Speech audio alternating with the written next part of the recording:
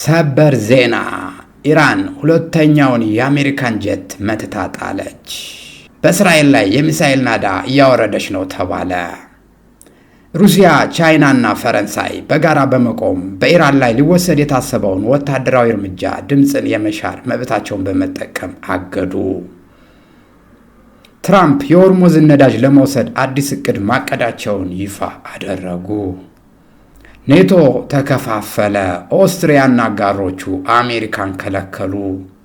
ፔንታጎን ያልታሰበ አስደንጋጭ መግለጫ አሰማ። በኢራን አብዮታዊ ጥበቃ ውስጥ አዲስ ከፍተኛ ሹመት ተሰጠ። የኢራን ሚሳኤል ከተሞችና ያልተነካው ወታደራዊ አቅም ይፋ ሆነ። ይህ ኦርቶፒያ ሚዲያ ነው።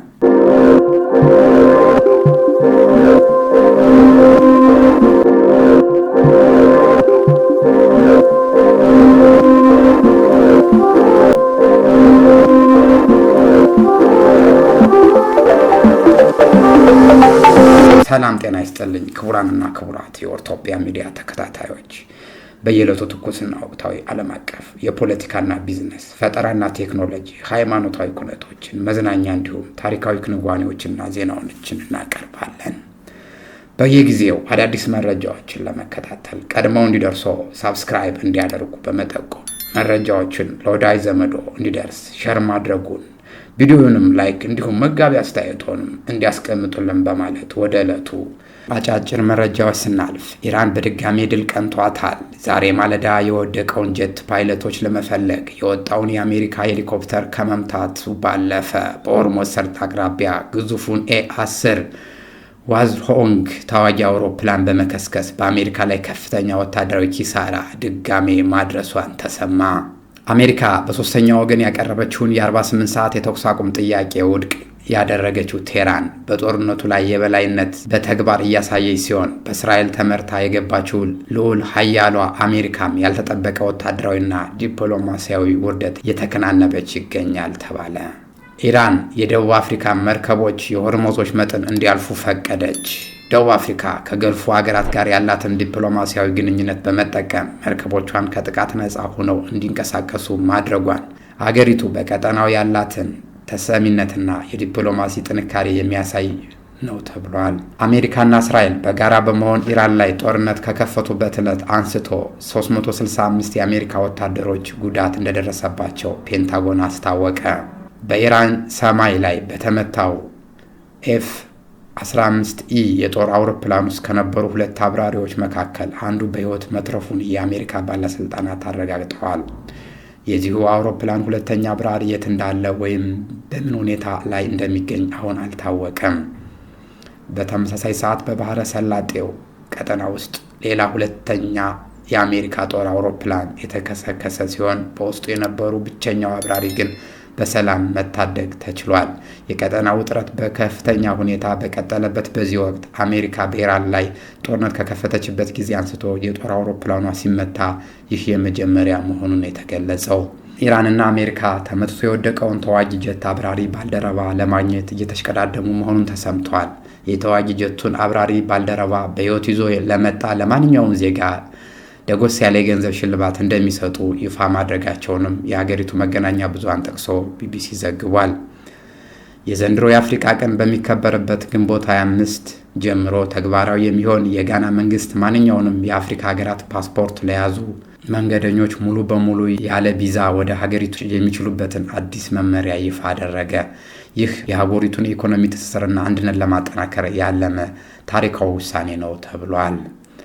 እንደ ሁልጊዜው እስከ መጨረሻው አብራችሁን ቆዩ እያለን ወደ ዕለቱ ዝርዝር መረጃዎች እናልፋለን። በቅድሚያም የሆርሙዝ የባህር በር ውጥረትን እናያለን። የዓለምን ኢኮኖሚ በእጅጉ ሊያናውጥ የሚችል አንድ ትልቅ ዜና ተሰምቷል። የሆርሙዝ የባህር በርን በኃይል ለማስከፈት በአረብ ሀገራት የቀረበው የጦርነት ጥያቄ በሀያላን ሀገራት ውድቅ ተደረገ። ሩሲያ፣ ቻይና እና ፈረንሳይ በጋራ በመቆም በኢራን ላይ ሊወሰድ የታሰበውን ወታደራዊ እርምጃ ድምፅን የመሻር መብታቸውን በመጠቀም አግደውታል። ይህ ውሳኔ በዓለም ፖለቲካ ላይ ምን አንድምታ ይኖረው ይሆን? አብረን እንየው። ታዋቂው ዘ ኒውዮርክ ታይምስ ጋዜጣ እንደዘገበው ከሆነ የአረብ ሀገራት በሆርሙዝ የባህር ላይ እየታየ ያለውን መስተጓጉል ለማስቆም ጥብቅ ጥያቄ አቅርበው ነበር። ጥያቄው በተባበሩት መንግስታት ድርጅት የጸጥታው ምክር ቤት የኃይል እርምጃን የሚፈቅድ ውሳኔ እንዲያስተላልፉ የሚል ነው። ዋናው ዓላማቸው የንግድ መርከቡን ያለምንም ስጋት እንዲንቀሳቀሱ ማድረግ ቢሆንም ይህ እርምጃ ግን በቀጥታ ከኢራን ጋር ወደ ተከፈተው ጦርነት የሚያመራ ነበር። ሆኖም ግን የሞስኮ የቤጂንግ እና የፓሪስ ምላሽ ሌላ ሆኖ ነው የተገኘው። ሩሲያ፣ ቻይና እና ፈረንሳይ ያላቸውን የቬቶ መብት ተጠቅመው እቅዱን ውድቅ አድርገውታል። ሀገራቱ ለዚህ የሰጡት ምክንያት ግልጽ ነው። ጦርነት ወይም የኃይል እርምጃ አንደግፍም የሚል ነበር። ይህ ውሳኔ ግን በብዙዎች ዘንድ የተለያዩ ትርጓሜዎች ያገኘ ነው። ተቺዎችም እንደሚሉት የእነዚህ ሀገራት ውሳኔ ኢራን የነዳጅና የሸቀጦችን ፍሰት በመገደብ የዓለምን ኢኮኖሚ እንደ ታጋጅ አድርጋ እንድትቀጥል በር ይከፍታል ሲሉ ነው የተደመጡት። በሌላ ደግሞ ተጨማሪ ቀውስ ለማስቀረት የተወሰደ ብልህ እርምጃ ነው የሚሉም አልጠፉም ተብሏል። በሌላ በኩል ውጥረቱ በዲፕሎማሲያዊ ብቻ አልተገደበም። አሁን ድረስ አሜሪካና እስራኤል በኢራን ላይ ወታደራዊ ጥቃቶችን እየቀጠሉ ይገኛሉ። የቀረቡትንም የተኩስ አቁም ጥሪዎች እስካሁን አልተቀበሉም። ይህ ደግሞ ቀጠናው ወደ ማያልቅለት ጦርነት ሊከተው ይችላል የሚል ስጋት ፈጥሯል። የሆርሙዝ በር ጉዳይ የዓለም የንግድ መስመር የደም ስር መሆኑን የሚፈጥረው የማንኛውም ለውጥ ሁላችንም ይነካል። እናንተስ የሩሲያ፣ የቻይና፣ የፈረንሳይ ውሳኔ ትክክል ነው ትላላችሁ ወይስ የአረብ ሀገራት የኃይል እርምጃ አማራጭ የሌለው መፍትሄ ነው? ሀሳባችሁን አጋሩን። ወደሚቀጥለው መረጃ ስናልፍ የኢራን ሚሳኤል ከተሞችና ያልተነካ ወታደራዊ አቅም እንዳላት እየተነገረ ነው። ፕሬዚዳንት ዶናልድ ትራምፕ በኢራን ላይ የከፈተው ዘመቻ ተሳክቷል፣ ሰላም ሰፍኗል ባሉ ማግስት ዓለምን ያስደመመ አዲስ የሰላም መረጃ ወጥቷል። ጥቃቱ የኢራንን አቅም አድክሞታል ተብሎ ቢታሰብም አሁን ግን ሀቁ ግን ሌላ ነው። ከአንድ ወር በላይ የተካሄደው የተቀናጀ ጥቃት የኢራንን የጦር መሳሪያ ግማሽ ያህሉን እንኳን አለመንካቱ ተረጋግጧል። ዛሬ በዝርዝር የምንመለከተው ከመሬት በታች የተደበቁ የሚሳኤል ከተሞችና ለምን የአሜሪካና የእስራኤል የኢራንን አቅም መደምሰስ አልቻሉም በሚለው ይሆናል።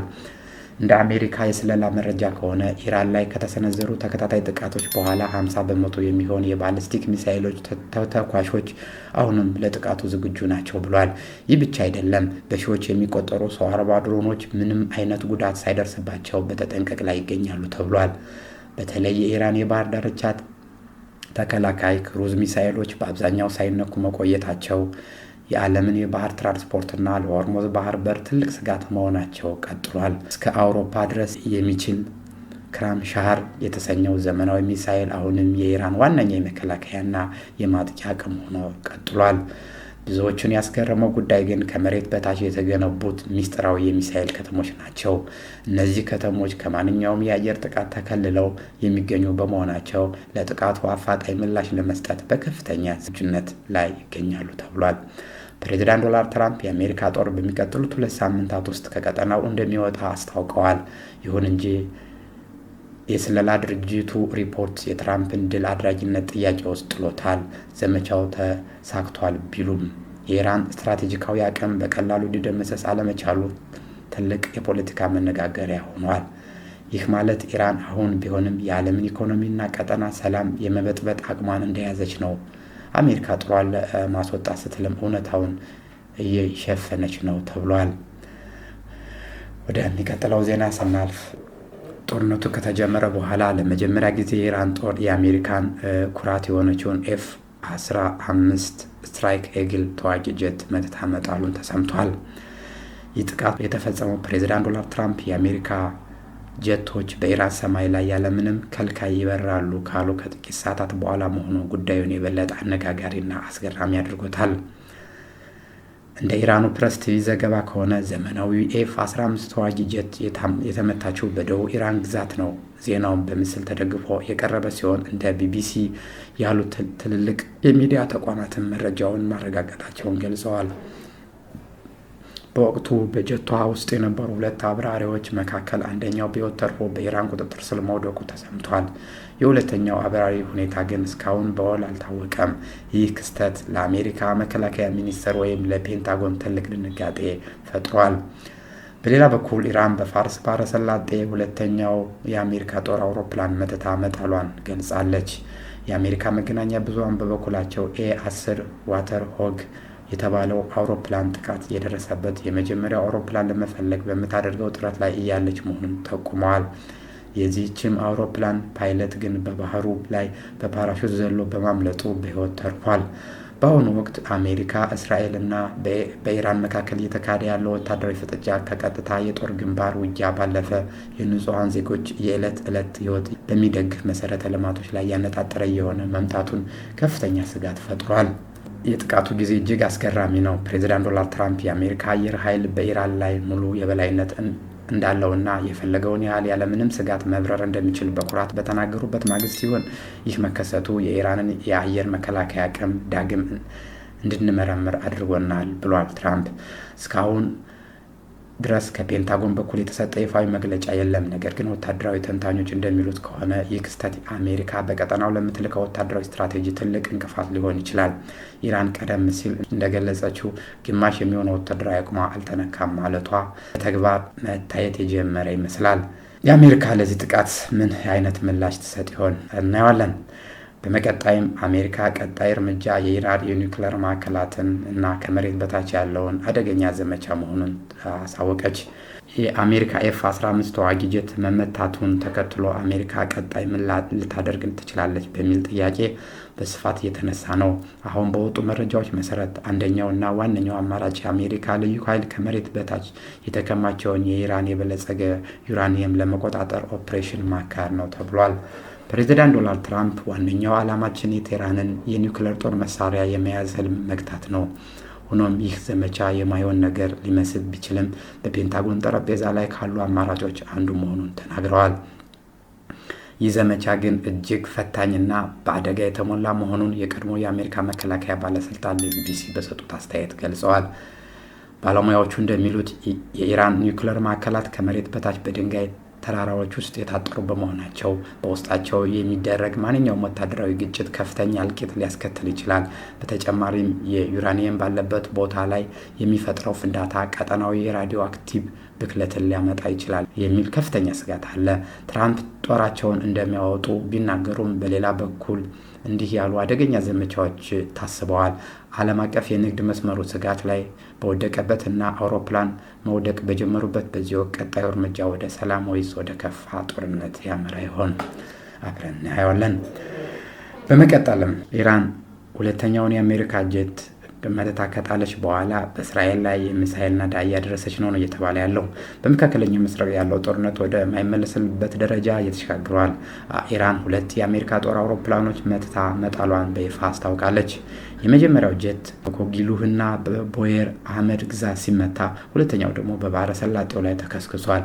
ይህ እንዲህ እንዳለ የኢራን ሚሳኤል በእስራኤል ከተሞች ላይ ከፍተኛ ውድመት እያደረሱ ነው ተብሏል። ኢራን ጦርነቱ ከተጀመረ በኋላ ትልቅ ድል መጎናጸፏን እየገለጸች ነው። እንደ ቴህራን ዘገባ ከሆነ 2 የአሜሪካ የጦር አውሮፕላኖች በኢራን የአየር መከላከያ ጥቃት ወድቀዋል። ከአውሮፕላኑ ሰራተኞች መካከል 2 ቢተርፉም ቢያንስ አንድ ሰው ግን የደረሰበት አልታወቀም ተብሏል። ክስተቱ በቴህራን አደባባዮች ደስታ እየተከበረ ይገኛል የተባለው የኢራን ጦር አሁን ከአሜሪካና ከእስራኤል ጋር ባለ ሙሉ አቅም እንዳለው ለዓለም እያሳየ ነው ተብሏል። በሌላ በኩል ኢራን በእስራኤል ላይ በሰነዘረችው የመልሶ ማጥቃት በደቡብ ኔግብ ኢንዱስትሪ መንደር ላይ ከፍተኛ የእሳት ቃጠሎ ተነስቷል። እንዲሁም በማዕከላዊ ሮሽ ሃይን እና በፔታህ ቴክቫ በሚገኙ ህንፃዎች ላይ ከፍተኛ ጉዳት ደርሷል። እስራኤል ለዚህ ምላሽ ለመስጠት ለሊባኖስ ለሊታኒ ወንዝ ላይ የሚገኘውን የ2 ወሳኝ ድልድዮችን በቦምብ አጋይታለች።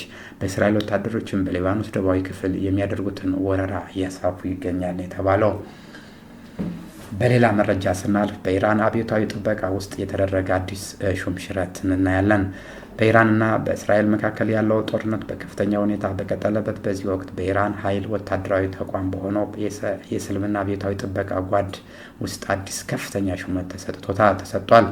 ባለፈው ወር በአየር ድብደባ የተገደሉት የቀድሞውን ቃል አቀባይ የሚተካ አዲስ መሪ ባለፈው ወር በተፈጸመው የአየር ድብደባ የተገደሉትን አሊ መሐመድ ኒአኒን በመተካት ብርጋዴር ጀነራል ሁሴን ሙሁቢ የኢራንን አብዮታዊ ጥበቃ ጓድ አዲስ ቃል አቀባይ ሆነው ተሾመዋል። ጀነራሉ ሙሁቢ የሹመት ድንጋጌ የተፈረመው በእስልምና አብዮታዊ ጥበቃ ጓድ ላዕላይ መሪ መልእክተኛ በሆኑት በአብዱላሂ ሀጂ ሳጊዲ ነው። ይህ ሹመት የወጣው ኢራን ከአሜሪካና ከእስራኤል ጋር ከፍተኛ ወታደራዊ ፍጥጫ ውስጥ ባለችበትና የሁለተኛው የአሜሪካ ጄት መውደቁ በተሰማበት ወቅት መሆኑን ልዩ ያደርገዋል ተብሏል። ወታደራዊ ተንታኞች እንደሚሉት ከሆነ አዲሱ ቃል አቀባይ ጄኔራል ሙይቢ የተመረጡት በወታደራዊ ኮሚሽንና በስነ ልቦና ጦርነት ላይ ባላቸው ከፍተኛ ልምድ እንደሆነ ይነገራል። በተለይም ኢራን የደረሰባትን የአመራር መገደል ተከትሎ ጉዳት በፍጥነት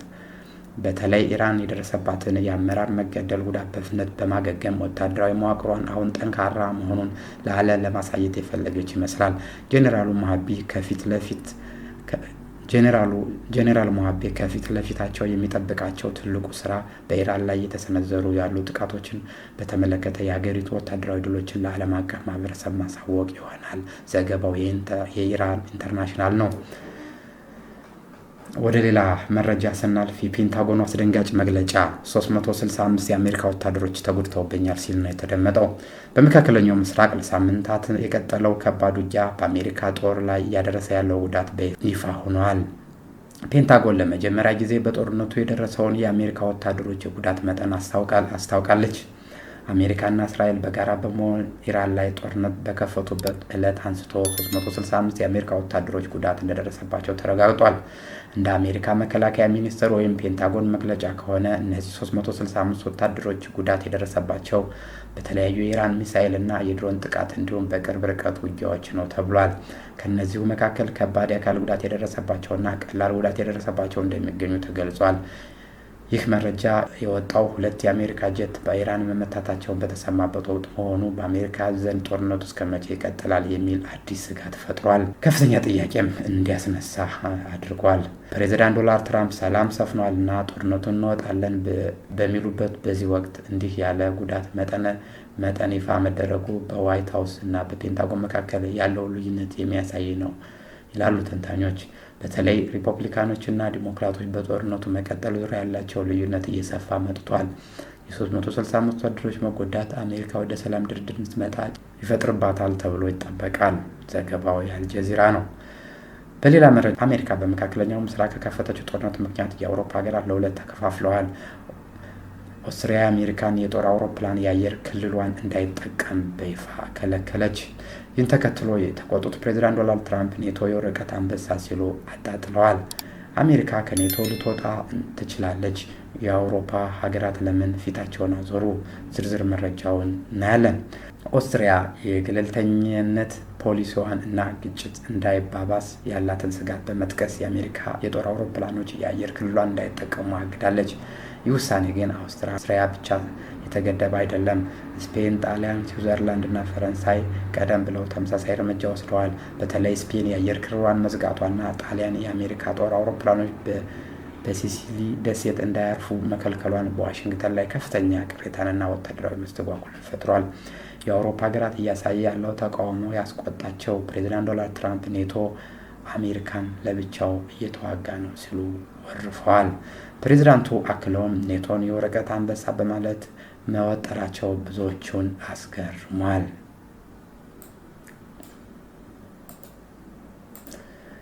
ትራምፕ አሜሪካ ከኔቶ አባልነቷ የምትወጣበትን ሁኔታ በድጋሚ እያጠንኩ ነው ሲሉ ማስጠንቀቂያ ሰጥተዋል።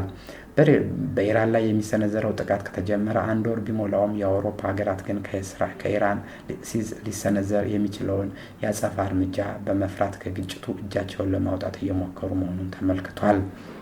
ወደ ሌላ መረጃ ስናልፍ ትራምፕ የሆርሙዝ ነዳጅ ለመውሰድ አቀዱ። የዓለም ሲሳይ ወይስ ጦርነት መንስኤ ሊሆን ይችላል? አብረንየው ፕሬዚዳንት ዶናልድ ትራምፕ በዓለም አቀፍ የነዳጅ ገበያና በሆርሙዝ ባህረ ሰላጤ ዙሪያ እጅግ አነጋጋሪ መግለጫ ሰጥተዋል። አሜሪካ በባህረ ሰላጤው በቀላሉ በመክፈት የነዳጅ ሀብቱን ለመቆጣጠር ማቀዷን አስታውቀዋል። ትራምፕ የነዳጁን ወስደን ትርፋማ መሆን እንችላለን ሲሉ ምን ማለታቸው ነው? ይህን መረጃ ቀጠናውን ወደ የት አቅጣጫ ይወስደዋል?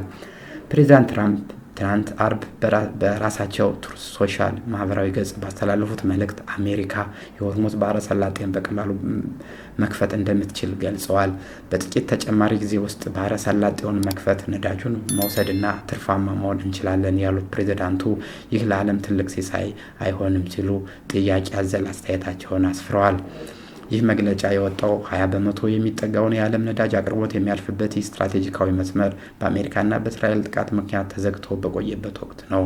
በሌላ በኩል ኢራን ለአሜሪካና ለእስራኤል ጥቃት በወሰደችበት አጸፋ እርምጃ የአሜሪካ የጦር ሰፈሮች በሚገኙበት እንደ ዮርዳኖስ፣ ኢራቅና ሌሎች ባህረ ሰላጤ ሀገራት በሚሳኤል እና በአውሮፕላን ጉዳት ማድረሷ ይታወቃል። ትራምፕ ስለ ባህረ ሰላጤ ወደፊት እጣ ፈንታ ግጭት ያለባቸውን ፍንጮች ሲሰጡ መቆየታቸው ይታወሳል። አሁን ግን በግልጽ ነዳጁን መቆጣጠር የሚል ያቀረቡት ሀሳብ የኢኮኖሚ ጥቅም ከወታደራዊ በላይነት ጋር ለማጣጣም ያላቸው ፍላጎትን ያሳያል ነው የተባለው። ተመልካቾቻችን በመካከለኛው ምስራቅና በቀጠናው ያለውን ሁኔታ ይህን ይመስል ነበር። ጦርነቱ ወደ ሰላም ንግግር ያመራ ይሆን ወይስ ትራምፕ እንዳሉት ይፈጸም ይሆን? የእናንተን አስተያየት በኮሜንት መስጫው ላይ ጻፉልን። ቪዲዮን ከወደዳችሁት ላይክ ማድረጋችሁን እና ሌሎችም እንዲደርሳቸው ሼር ማድረጋችሁን እንዳትረሱ። ለቻናላችን አዲስ ከሆናችሁ ደግሞ ሳብስክራይብ በማድረግ እና የደወል ምልክቷን በመጫን ቤተሰብ ይሁኑ። ሁልጊዜም ወቅታዊ መረጃዎች በፍጥነት እናደርሳችኋለን። በቀጣይ መረጃ እስከምንገናኝ ድረስ ሁላችንም ሰላም ያድርግልን። ቸር ቆዩ። ኦርቶጵያ የሁሉም ሚዲያ